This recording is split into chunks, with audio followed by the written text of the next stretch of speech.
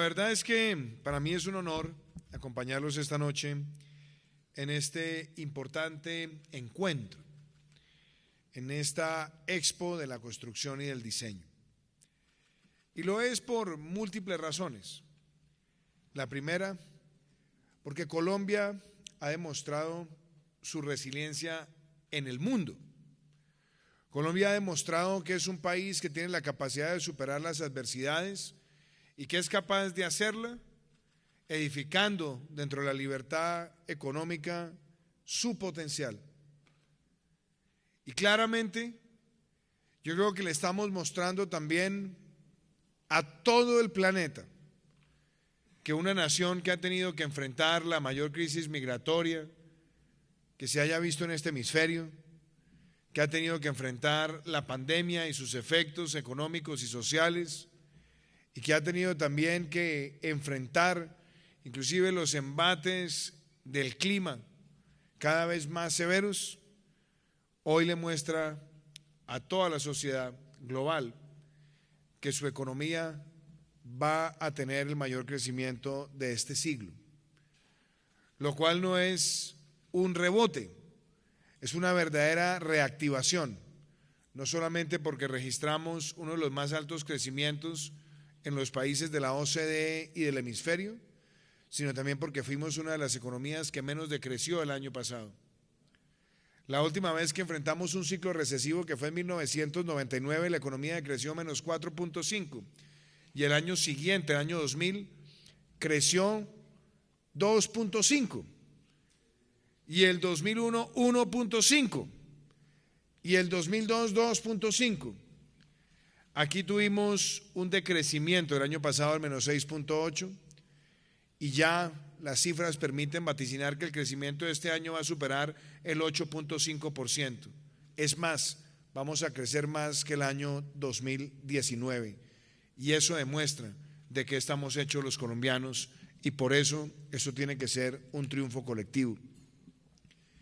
Lo interesante es que en medio de ese triunfo hay muchísimos sectores que lo han dado todo por este país, que ayudaron a enfrentar la pandemia, que ayudaron a abastecer el territorio, que ayudaron a mantener el empleo y a mantener también una dinámica exitosa de inclusión. Yo creo que este sector le ha demostrado a Colombia también algo maravilloso. En el año más duro que haya podido vivir nuestra economía, como fue el año 2020, Colombia alcanzó las mayores ventas históricas de vivienda.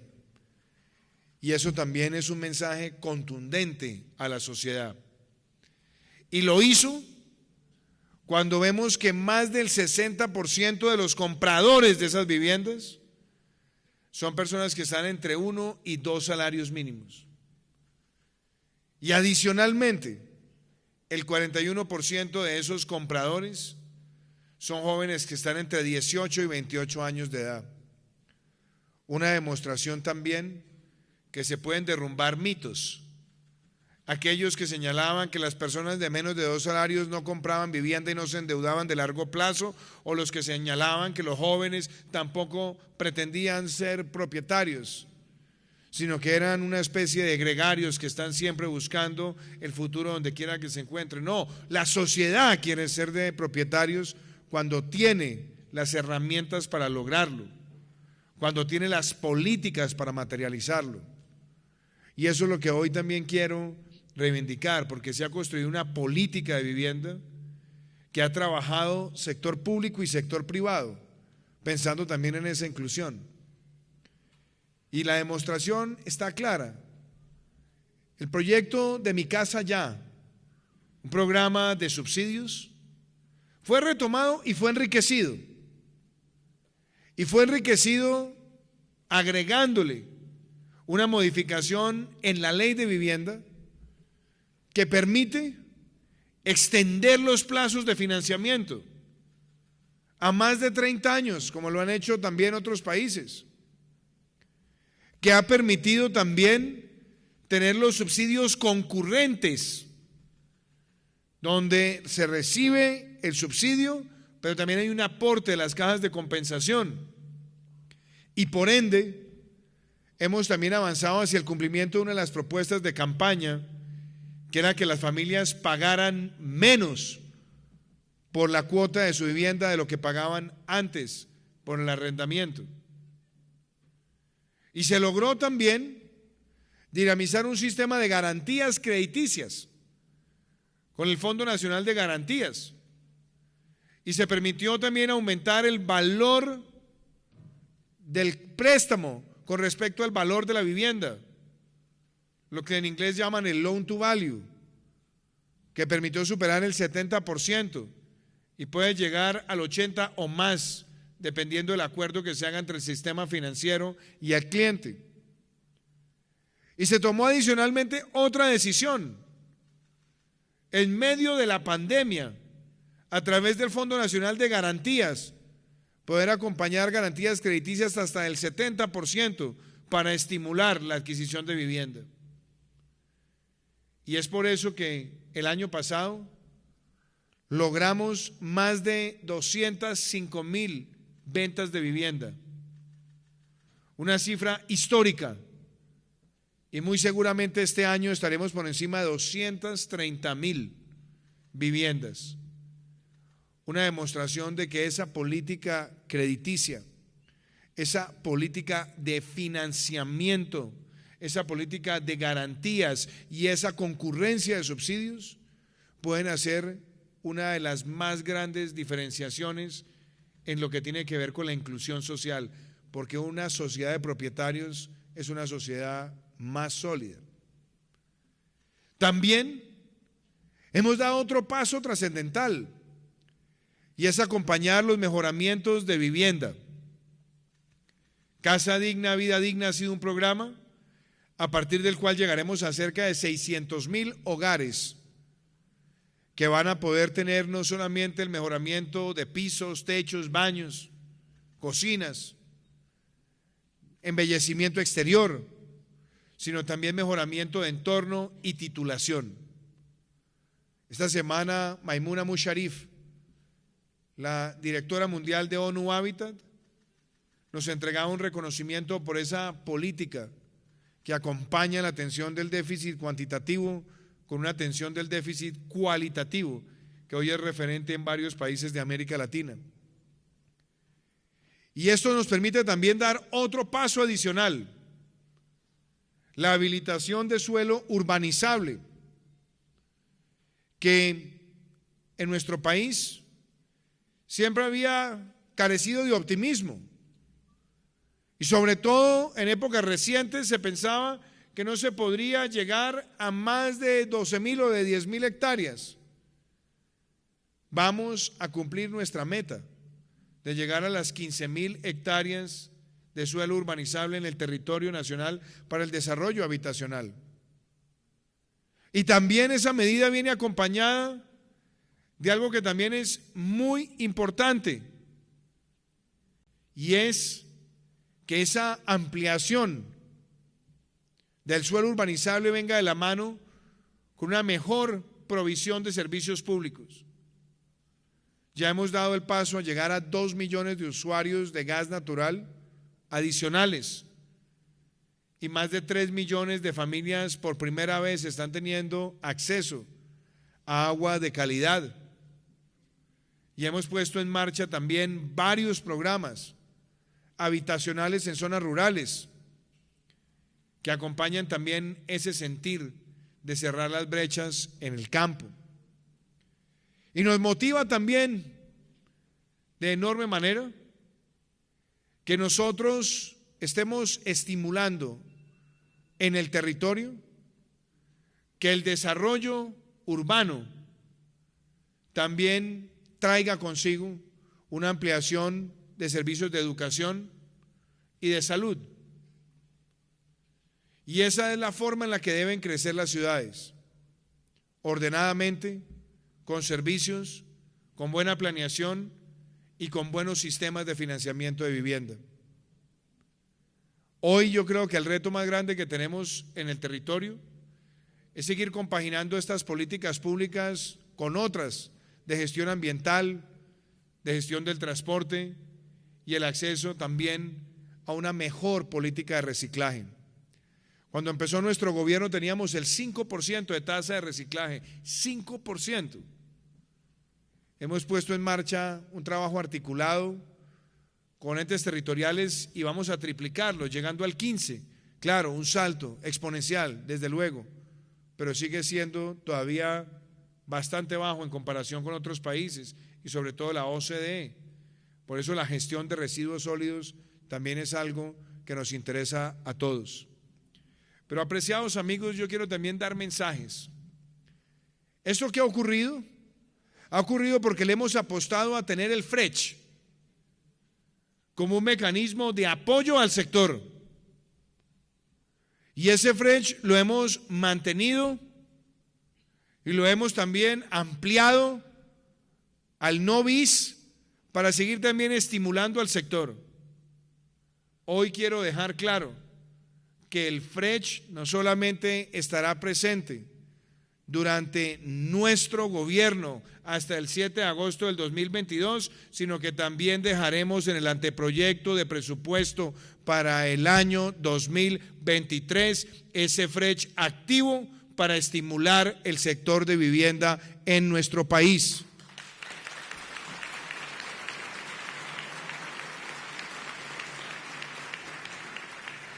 Ese mecanismo, muchas personas se preguntan ¿por qué es tan útil? Porque apalanca recursos, porque nos permite pasar de simplemente otorgar o regalar viviendas, que en su momento tuvo asidero, tuvo una razón de ser. Hoy, gracias al FRECH, apalancamos más y estimulamos por esa vía más iniciaciones de nuevos proyectos.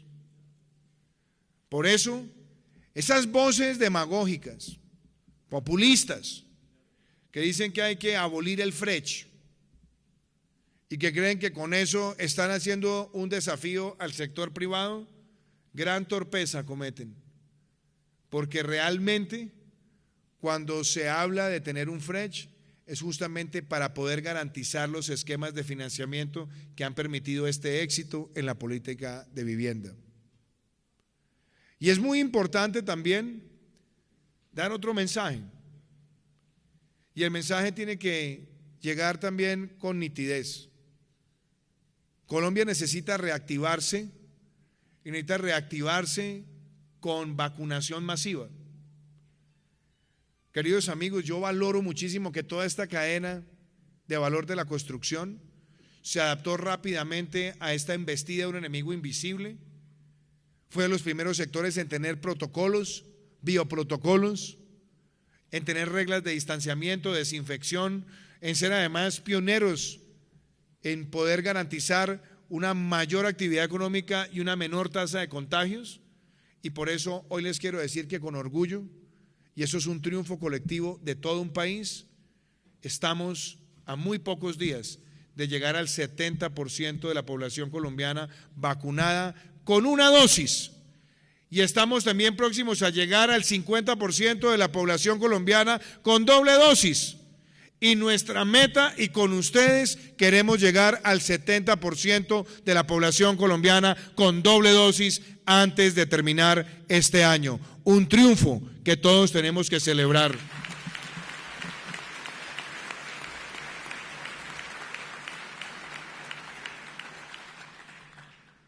Y desde luego con esto que les comparto, quiero también cerrar.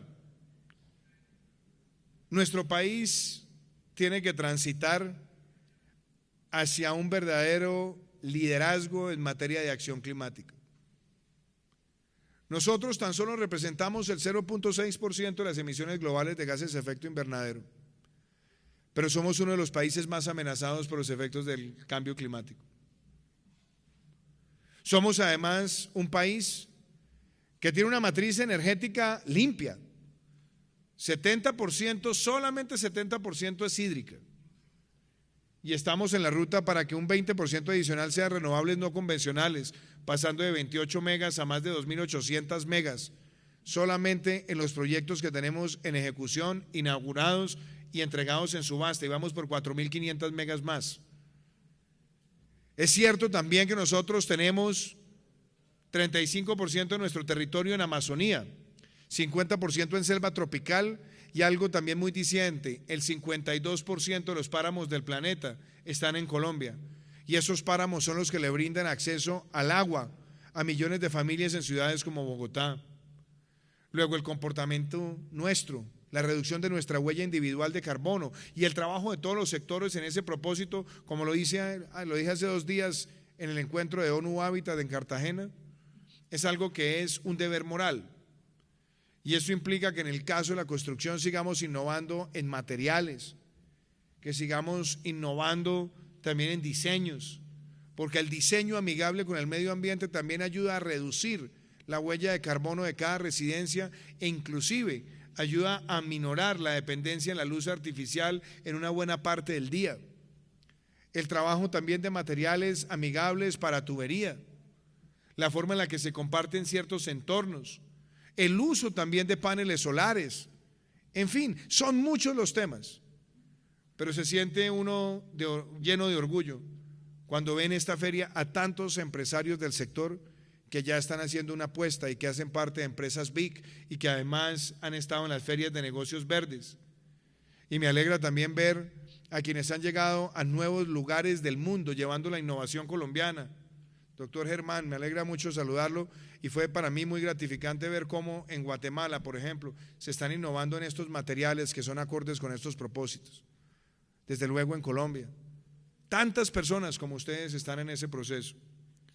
Cuenten con que este gobierno quiere también trabajar con que este sea un sector que ayude a esa construcción de un país carbono neutral para el 2050, un país que pueda reducir en 51% sus emisiones de gases de efecto invernadero para el 2030 y que alcance en el 2022 30% del territorio como área protegida.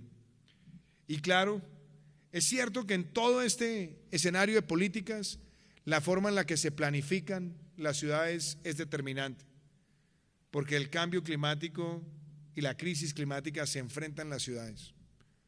Avanzar hacia transportes más limpios es fundamental. Colombia ya tiene la flota de pasajeros pública con vehículos eléctricos más grande de América Latina y el Caribe, y la de carga también. Y ahora lo que tenemos que avanzar es que en todo el eje de desarrollo, de manejo de cuencas, de ser amigables en todos los ciclos de producción y de construcción, también podamos hacerlo. Y yo creo que ahí es donde tenemos que entender los cambios de las sociedades, porque deben ser las reglas del mercado las que dicten muchas veces cómo las ciudades se acomodan a distintos hábitos y formas de vida. Es justamente esas reglas del mercado y lo que demandan los clientes, los ciudadanos, los jóvenes, las familias que tienen adultos mayores, las que necesitan un mayor espacio. Esa discusión es la discusión que constantemente se tiene y tiene que ser con las reglas del mercado y tiene que ser con la capacidad de adaptarse en distintos lugares del entorno urbano, porque no se pueden fijar solamente reglas a rajatabla, uniformes, inequívocas, porque solamente podemos mirar la forma en la que cambian los espacios urbanos, entendiendo en cada espacio qué tipo de población hay, qué tan lejos queda el lugar de trabajo y también qué espacios también se requieren. Y eso no está inventado a la brava, es parte de una conversación mundial que la tienen hoy las alcaldías, que la tienen hoy las gobernaciones, que la tienen los mismos planificadores urbanos y que también muchas veces están atadas a qué tipo de familias y a partir de qué edades se compran vivienda. Yo creo que esas discusiones hay que tenerlas siempre con espíritu constructivo y yo creo que eso hace parte estructural de la forma en la que vamos a seguir teniendo ciudades amigables, acordes y consonantes con ese propósito de la carbono neutralidad. Quiero cerrar agradeciéndoles a ustedes, agradeciéndole a todos los actores de esta cadena de valor. Créanme una cosa, que Colombia cierre este año con el mayor crecimiento de este siglo, que Colombia haya aumentado la inversión extranjera directa en un 196% en la inversión extranjera directa no mineroenergética en estos 3 años, que este año lo estemos cerrando con las mayores exportaciones agrícolas de nuestra historia, que este año estemos viendo cómo ciudades como esta, como Bogotá, se están convirtiendo en los grandes hubs de empresas de tecnología y también de empresas que están en los servicios empresariales globales, como lo veíamos hace pocos días con el hub de United Health Group, que viene a Bogotá, invierte en Bogotá, genera 1000 empleos y está atendiendo servicios de todo el mundo. Queridos amigos, esta Colombia es la que tenemos que cuidar y hay que liberarla de la demagogia y del populismo. La demagogia hoy le quiere decir a Colombia, primero, que de un día para otro acaben con un sector que genera el 40% de las exportaciones, el 80% de las regalías. Inclusive, como lo veíamos ayer con el secretario general de las Naciones Unidas, el OCAD Paz, que viene de las regalías, principalmente el sector de hidrocarburos, es lo que está garantizando un financiamiento de cerca de 9 billones de pesos en los territorios y la Colombia profunda. Y todavía hay algunos que osadamente quieren sencillamente destruirlo. O que le dicen a otros que como no les gustan los carros de cierto combustible, entonces hay que chatarrizarlos al otro día. Esto no es a la brava, esto es con la persuasión, con las reglas del mercado, llegando con esta ética del antropoceno donde somos conscientes de cómo reducimos nuestra huella, pero no con tendencias autoritarias que pretenden decirle a la sociedad que el que se va a sentar va a tener el amaño o el capricho de escoger qué sectores funcionan y qué sectores no. Aquí nos hemos dado cuenta que un país con libertad económica es un país que prospera, que sale adelante y además que lo hace con equidad, porque ustedes han hecho empresa y hacen empresa, pero lo hacen con un sector que ha logrado las mayores ventas históricas de vivienda de interés social para los más vulnerables de nuestro país y que lo ha hecho con esquemas de financiamiento que le permiten a quien tiene menos de 2 salarios mínimos poder pagar por su cuota menos de lo que pagaba por arriendo. Eso es lo que el sector ha logrado, las mayores ventas y la mayor equidad de su historia. Muchísimas gracias.